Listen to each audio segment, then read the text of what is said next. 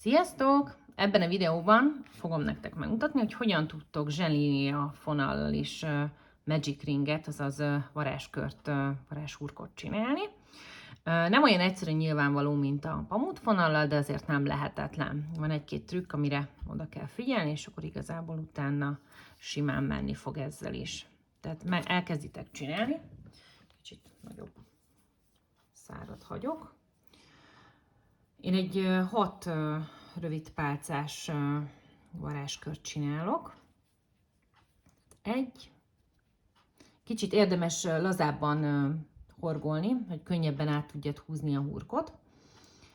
Tehát ha nagyon szorosan horgolsz, akkor inkább ezt a magic ringet egy féllel nagyobb tűvel készítsd el, és akkor utána átváltasz arra a tűre, amire kell, mert különben nem fogod tudni áthúzni a hurkot a szemek alatt. Tehát 4-nél tartok, 5 és 6.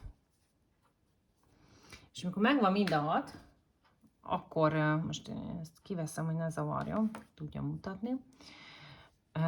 Itt van a 6 szám, és annyit kell csinálni, hogy megpróbáljátok egymás mellé rendezgetni, mert az én tapasztalatom az, hogy még az első rántásnál szokott elszakadni, és onnantól kezdve bosszankodik az ember. Nagyon sokat kínlódtam én is egyébként eleinte vele, de mióta rájöttem, hogyha egymás mellé rendezem, és úgy próbálom először összehúzni, akkor wow, sikerül. És el se szakadt, tök könnyedén össze tudtam húzni, ahogy látjátok, és akkor igazából innentől kezdve tovább tudjátok horgolni, ahogy a mintátok adja.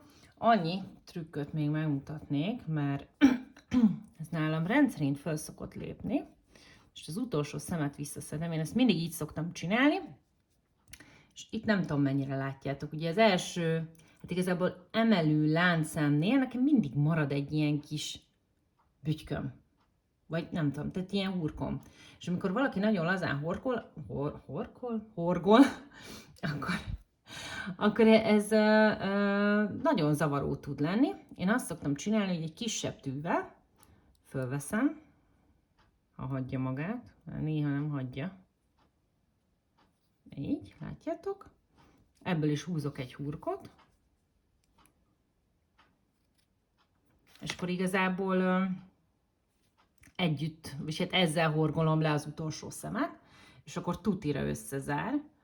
Mert például az első Szundi nyuszimnak annyira laza lett ez a magic ringje a lábainál, hogy a kisfiam bedugta az ujját, és azóta ki van tágulva.